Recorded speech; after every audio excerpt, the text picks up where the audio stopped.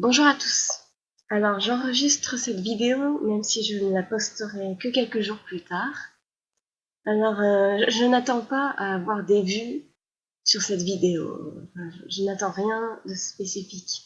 Mais je voulais mettre ça en vidéo, même si voilà, je n'ai rien personnellement contre l'UPR. Hein. Mon sentiment personnel, c'est plutôt de la déception, donc c'est tout autre par rapport à cette vidéo, mais je voulais mettre un sentiment que je veux, un sentiment qui me vient et franchement, je ressens vraiment le besoin d'en parler. Alors, l'UPR, un parti d'escrocs, c'est un sentiment très urgent que je ressens et c'est l'idée qui me vient à l'esprit. Vraiment, je ressens ça très très fort en ce moment et, il fallait que je le mette en vidéo, quoi. Encore une fois, personnellement, je n'ai rien contre l'UPR, mais avec enfin, les quelques expériences que j'ai vécues, j'ai l'impression, la très très forte impression, de plus en plus forte, que l'UPR est un parti d'escrocs, disons-le clairement. Aussi, enfin, j'ai cette impression aussi à cause de l'expérience que j'ai eue sur Internet. Hein. J'ai pas eu une expérience très top sur Internet. Bon, après, chacun en jugera comme il veut, c'est-à-dire que chaque fois qu'on parle de l'UPR sur Internet, on se reçoit l'armée pro-UPR qui vient nous descendre. Voilà, tout simplement, la communauté UPR, comme on l'appelle. La forte impression que j'ai, c'est que l'UPR est un parti d'escrocs. Ils savent très bien qu'ils sont en train de monter une communauté sectaire sur Internet, une communauté un petit peu agressive sur Internet.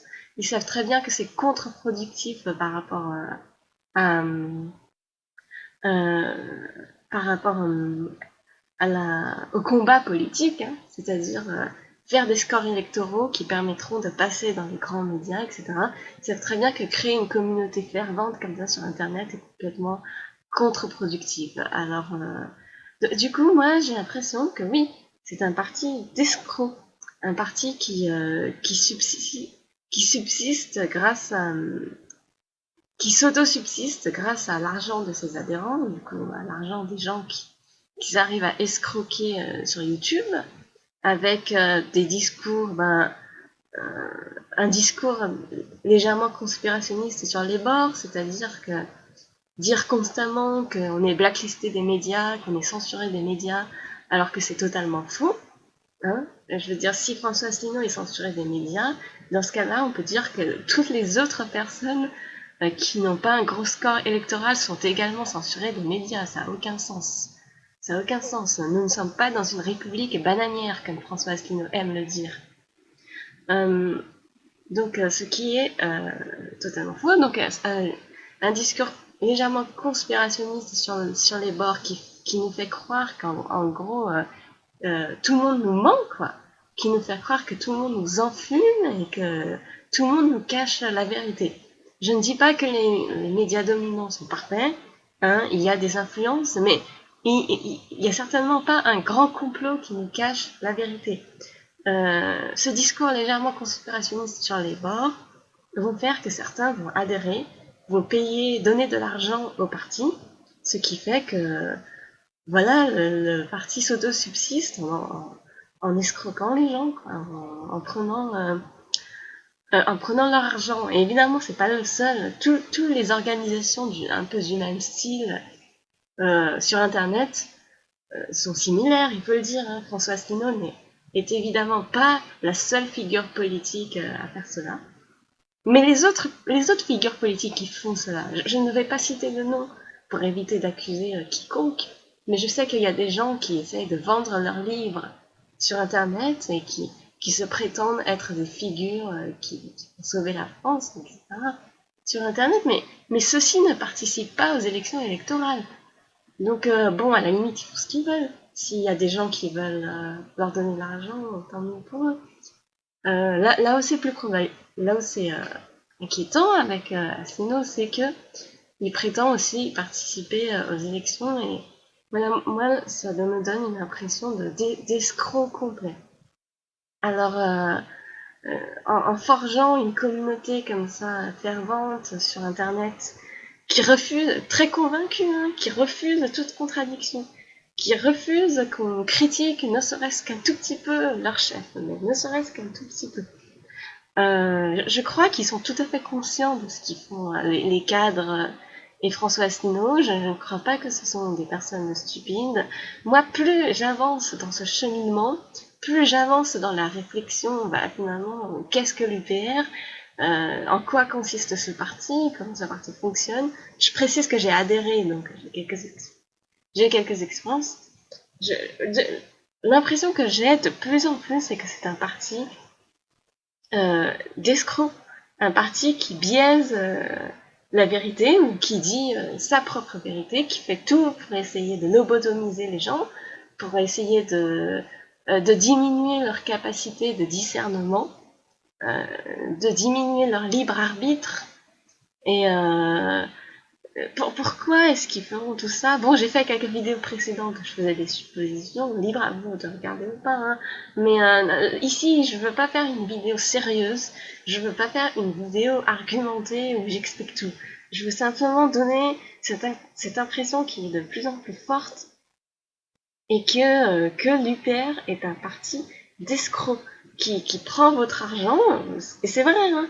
Je veux dire, si vous êtes délégué départemental à l'UPR, vous savez que François Asselineau, il veut souvent que vous rappelez les adhérents tous les ans pour leur dire « Ah, il faut réadhérer, etc. » En gros, il soutire l'argent des gens en les forçant à réadhérer, quoi. Et puis, le principe du parti, en fait, c'est un petit peu... François Asselineau a pour job, a pour métier de se montrer, de faire des discours, et les gens payent pour voir François Asselineau, quoi, c'est ça. François Asselineau, la star de YouTube, les gens payent pour voir François Asselineau, la star de YouTube, quoi, c'est tout. Je pense que dedans, il y a beaucoup de personnes aussi qui savent très bien qui ira pas au pouvoir, mais il est payé pour se faire voir, quoi, c'est tout. Maintenant, est-ce que je dois donner des arguments? Je vais pas donner... Il n'y a rien de scandaleux non plus à l'UPR, mais donc, quelques arguments. La création d'une communauté agressive et violente sur Internet. Ils savent très bien que c'est contre-productif, mais ils le font quand même. On instille la paranoïa chez ses membres. On instille une sorte de paranoïa chez ses membres qui font que toutes les personnes qui ne sont pas François Asselineau sont considérées comme des gens qui veulent, des méchants, entre guillemets, qui veulent manipuler l'opinion, qui sont là pour descendre le parti, etc. Alors que non, hein, il y a des gens, ils veulent pas forcément descendre le parti, mais pour les pro-UPR, tout ce qui ne sort pas de la bouche de François Asselineau est faux. La seule vérité, c'est celle qui sort de la bouche de François Asselineau. Donc ça, Asselineau en est conscient, il le fait exprès de faire tout ça, donc voilà. Un discours biaisé, flirtant avec le conspirationnisme, des conférences qui sont très très dirigées. Si jamais il vous arrive de discuter avec François Asselineau et qu'il essaye de vous convaincre, de vous convertir, sa manière de faire, en fait, c'est qu'à chaque fois, il va essayer de vous apprendre quoi penser, de vous montrer comment penser. Il est très doué pour ça, c'est-à-dire il va essayer de vous mener par la baguette. Vous voyez ce que je veux dire? De vous mener par le bout du nez, de vous mener par la baguette. Il est très doué pour ça. C'est pour ça que dans ses conférences, il n'aime pas qu'on prenne des notes. Il veut jamais qu'on prenne des notes dans ses conférences, parce que si les gens prennent des notes, un petit peu comme on assiste à un cours de maths, un cours à l'école, et ben évidemment on verra que c'est pas un vrai professeur et qu'il y a des failles dans son raisonnement. C'est sans doute pour ça aussi qu'il veut pas écrire de livres, ou qu'il veut pas diffuser de DVD. Bon, il y a peut-être d'autres raisons aussi, hein. Mais c'est que s'il fait ça, on verra plus facilement les failles de son raisonnement. Ces conférences qui sont extrêmement dirigées, on vous mène par le bout du nez. Donc, en gros, on biaise les choses, quoi. On biaise la vérité dans le but de vous convertir à la vérité assénienne. un discours flirtant donc avec le complotisme, c'est-à-dire que certaines choses ne sont pas tout à fait véridiques. Je ne dis pas que les analyses de François Asselineau sont fausses en elles-mêmes. Hein. Je pense que beaucoup de gens disent que c'est un bon conférencier, etc., qui dit pas que des choses fausses. Mais un discours flirtant avec le complotisme, par exemple l'Europe qui serait nazie, l'Union européenne qui serait une création américaine nazie, ce discours flirtant avec les conspirationnistes, ça, euh, en fait, comment dire, ça biaise le discernement des gens et, ça essaye de les convaincre sur une base qui est fausse en fait. Et autre chose aussi, c'est que François Asselineau se prétend être quelqu'un d'honnête, etc. Donc, alors qu'il est tout à fait conscient de faire de la lobotomisation, quoi. Ça aussi, c'est une technique de paraître comme un saint, etc. C'est une technique pour convaincre les gens, pour les convertir. Un peu comme un gourou. Alors après, vous allez me dire, mais François Asselineau est un politicien, c'est pas un professeur, comme tout le monde le sait. Donc c'est normal, après tout, qu'il prenne son rôle de politicien et qu'il fasse tout ce qu'il faut pour que les gens se rallient à sa cause. Je ne suis pas en désaccord avec ça. Je ne suis pas en désaccord avec ça. Je comprends que s'il s'agit pas d'une technique politicienne, vu qu'elle est complètement inefficace, mais qu'il s'agit que c'est ce qui lui permet aussi d'avoir 1%. S'il faisait pas ça, il n'aurait sans doute pas 1%. Donc je comprends aussi que c'est une sorte de stratégie, une sorte de technique en tant que politicien, mais ça n'en fait pas moins une stratégie malhonnête. Je comprends qu'il s'agit d'une stratégie, que François Asselineau est un politicien, je ne lui reproche pas ça. Après tout, oui, il fait ce qu'il veut, il a le droit de mener sa barque comme il veut. Mais ça n'en fait pas moins que ce sont des techniques de manipulation malhonnêtes. Ce sont des techniques de formatage malhonnêtes, pas plus honnêtes que ceux des médias dominants, si ce n'est même encore plus malhonnêtes quand on sait à quel point tout ce qu'il fait est lobotomisant et endoctrinant pour les gens. Voilà, donc vous me direz, je comprends, je vous comprends tout à fait. Quand vous dites François Asselineau est un politicien, c'est pas un historien, donc son rôle n'est pas de dire. Enfin, son rôle, c'est pas vraiment d'être un expert en ces choses-là. Il a le droit de donner une certaine direction. Mais moi, je vous réponds qu'en tant que politicien, imaginez que vous-même vous soyez un politicien. Est-ce que vous pouvez vous regarder dans la glace et vous dire, ben voilà, je suis en train d'endoctriner les gens. Est-ce que, est-ce que ce que je fais est honnête? Regardez-vous dans la glace et dites-vous, j'ai confiance que je suis en train d'endoctriner les gens. Est-ce que ce que je fais est honnête? Voilà, alors après moi j'ai rien de spécial contre François Asselineau comme je l'ai déjà dit. Un autre exemple aussi, c'est que dans les réunions publiques, les gens sont triés sur le volet, c'est-à-dire on va permettre à certaines personnes de parler et d'autres non, pour évidemment donner une bonne image. Bon, ça c'est quelque chose qui se fait aussi dans les autres partis politiques. Ce qui est plus problématique à l'UPR, c'est comme vous l'avez vu avec la vidéo de Vincent Lapierre, c'est-à-dire que François Asselineau, qui déteste l'opposition, qui n'aime pas les gens qui ont de la personnalité, il évince toutes les personnes qui ont de la personnalité, quoi.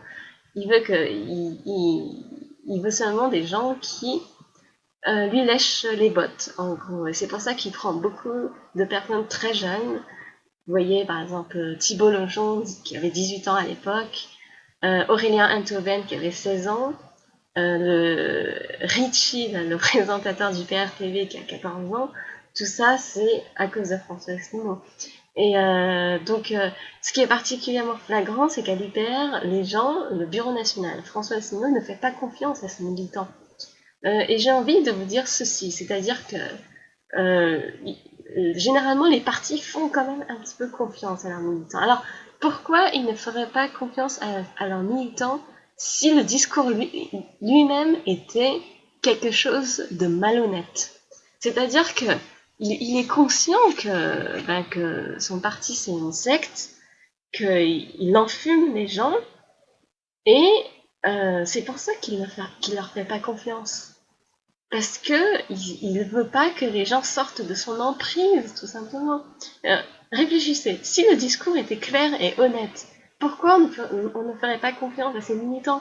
Si un discours était vraiment clair et honnête, il n'y a aucune raison de ne pas faire confiance à ces militants.